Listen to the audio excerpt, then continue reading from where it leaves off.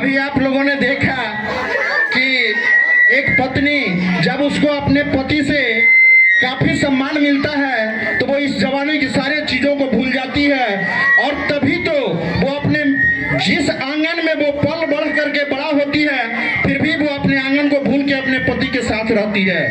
कहा गया है कि हुस्न तो दिया ए खुदा, हुस्न तो दिया ए खुदा तुमने इस काली जुल्फ वाली को, हुस्न तो दिया ए खुदा तुमने इस काली जुल्फ वाली को, काश दिल भी दिया होता प्रेम बाबू के और मनोज सिंह के पत्नी भाभी को।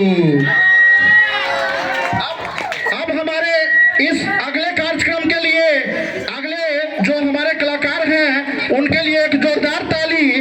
और अब देखिए, प्यार में पागल, प्यार एक ऐसा शब्द है जो अधूरा है, इसलिए कहा गया है कि मोहब्बत करके देखा है मोहब्बत में ही धोखा है, मोहब्बत करके देखा है, मोहब्बत करके देखा है मोहब्बत में ही धोखा है, और मोहब्बत करने वाले को हमेशा रोते देखा है। एक बार जोरदार ताली मारिए आप लोग अगले दर्शक के लिए।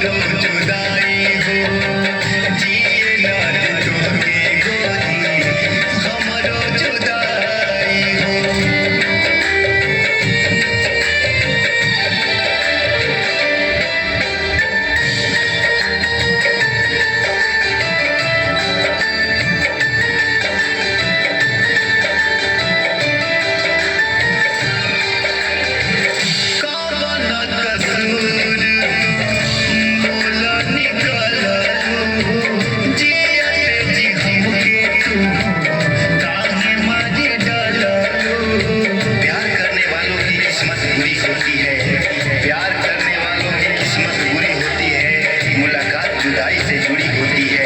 वक्त मिले तो प्यार की किताब पढ़ लेना, वक्त मिले तो प्यार की किताब पढ़ लेना, हर प्यार करने वाले की कहानी अधूरी होती है। कोई संग कसूर तू बोला निकाला जीते जी हमके काहे तू मारी डाला तुहके दवाई छोटू ओके बेवफाई हो, तुहके दवाई छोटू ओके बेवफाई हो, जिए ना तुहके गोरी हमरो जुदाई हो, जिए ना तुहके गोरी हमरो जुदाई हो, जिए ना तुहके गोरी हमरो जुदाई हो।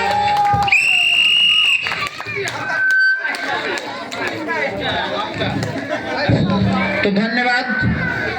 अभी आप लोगों ने देखा कि जब किसी प्रेमी से बिछुड़ता है तो वो ऐसा दर्द होता है कि समंदर भी उसको कुआं से कम लगता है, और यूं ही लगता है कि आज ही कब दिन रात हो कि मैं इसी में भस्म होकर समाप्त हो जाऊं।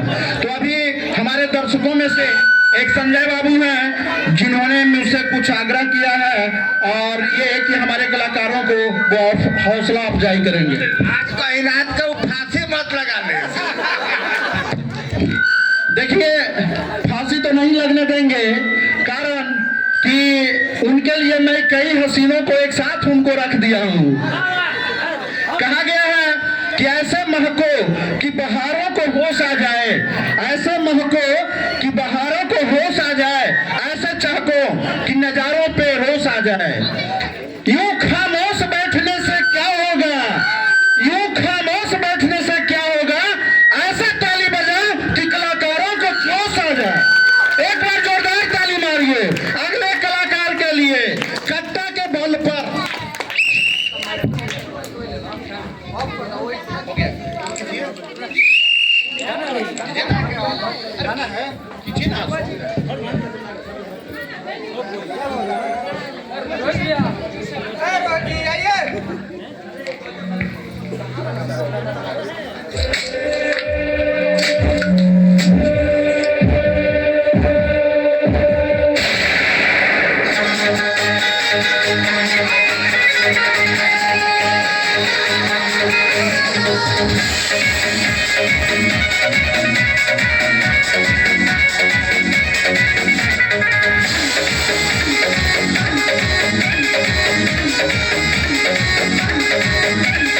होई रंगदार जजी घूम जाई मोती, खाली समियाना मुदाई देव बाती।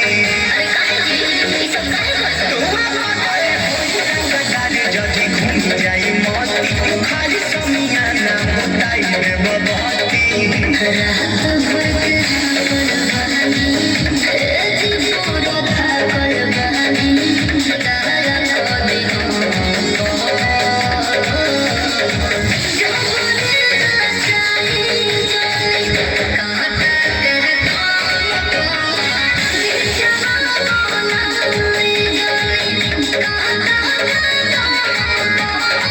जो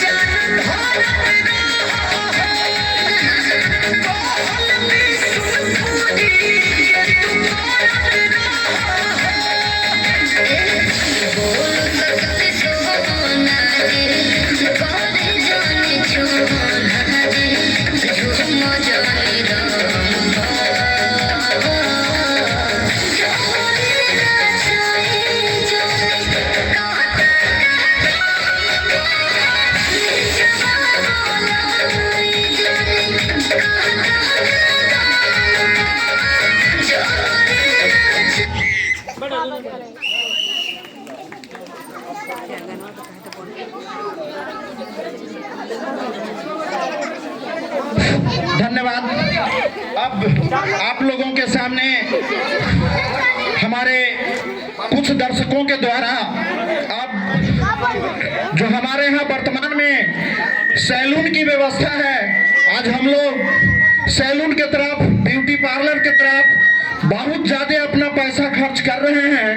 तो वो ब्यूटी पार्लर में और वो सैलून में कैसे कॉस्मेटिक सामान का प्रयोग किया जा रहा है और क्या हमारे चेहरा पर उसका असर हो रहा है, इन सारे चीजों को इस कॉमेडी में आप लोग देखेंगे।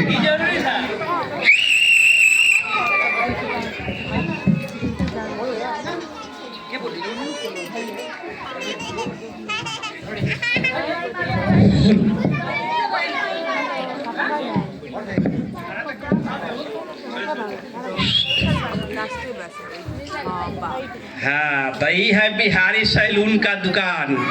देखिए आज के जमाने में दाढ़ी कैसे बनाया जाता है, और देखिए हम दिखाते हैं कमाल।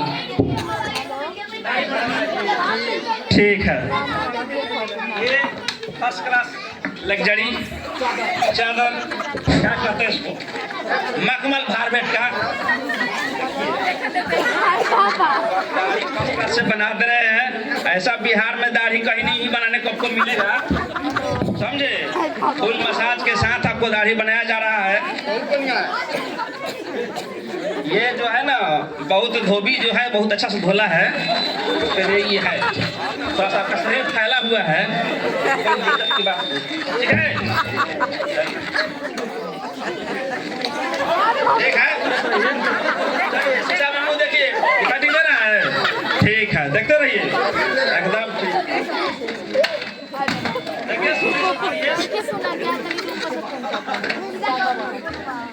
ये रहा आपका ब्रश।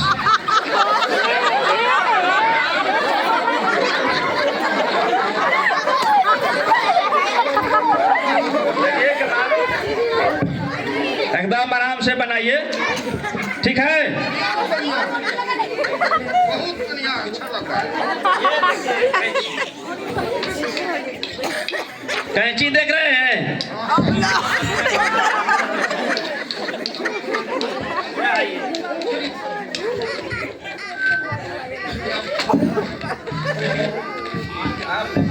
आप क्रीम लगाएंगे।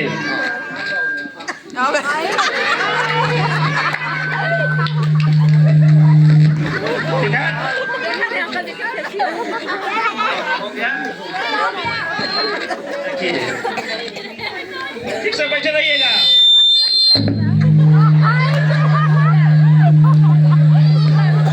आराम से।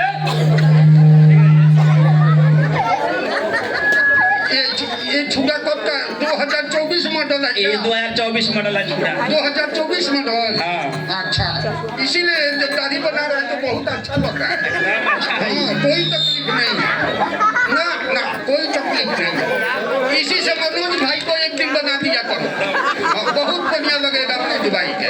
ये देखिए जर्मन से आया कैंची। हाँ, अभी बाल काटेगा।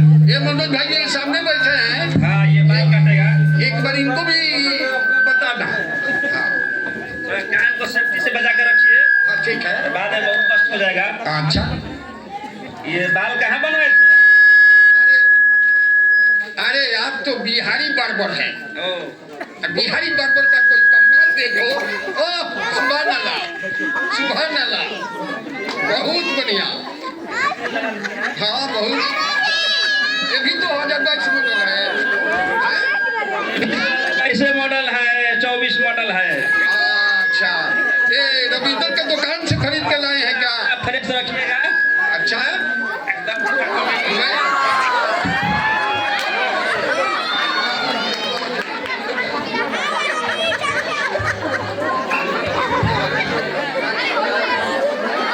हो गया, दाढ़ी बन गया है आपका। चलिए, हो गया।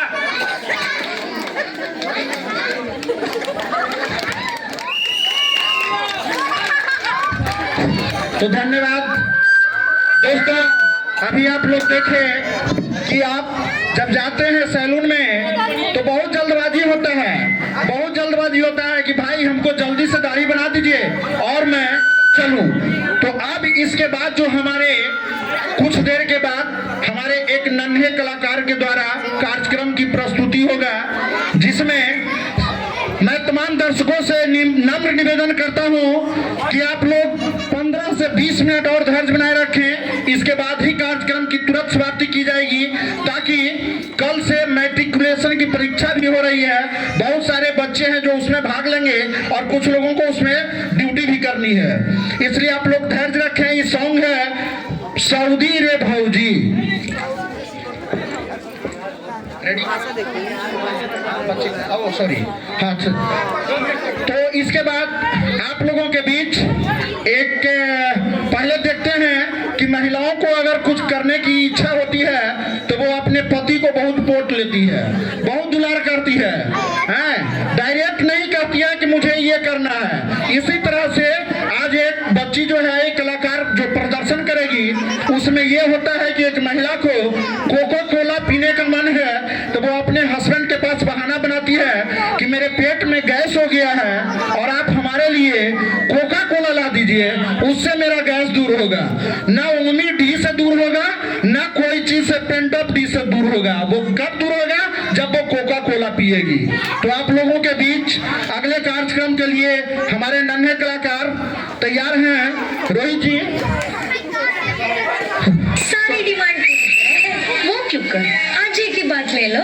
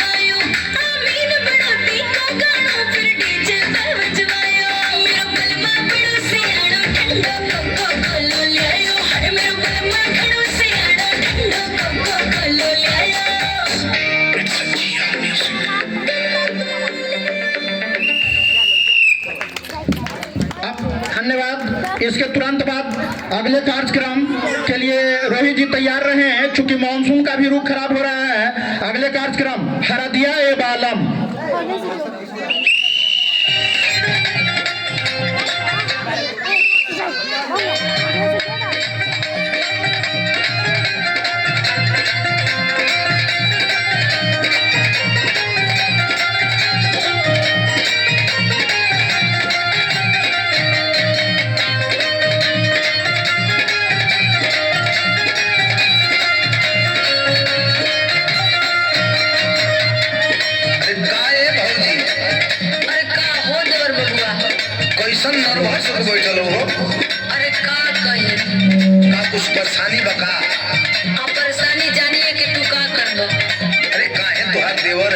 कुछ कर सकीला।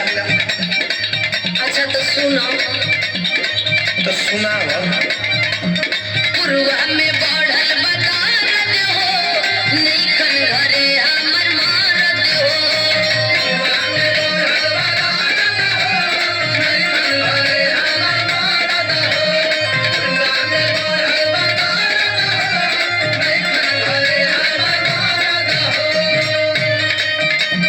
पुरवा में बढ़ल बदारत हो, नैखन घरे हमर मारत हो। अच्छा तो एगो बात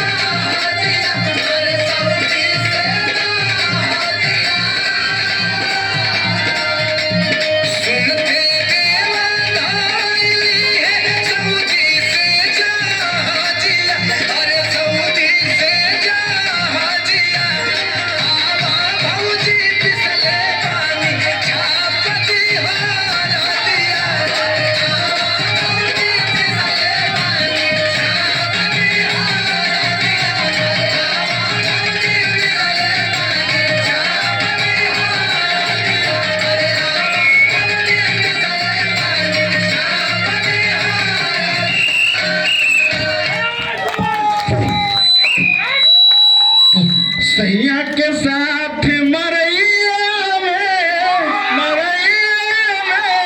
बड़ा मजा आवे रजैया में। धन्यवाद।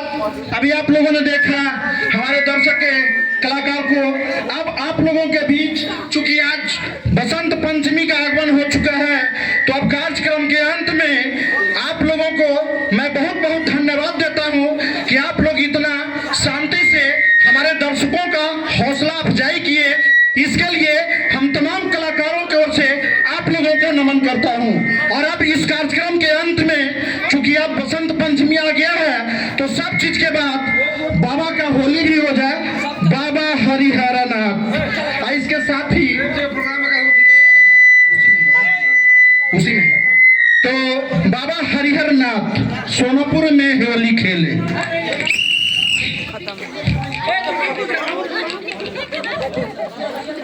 दीजिए ना रोहित जी।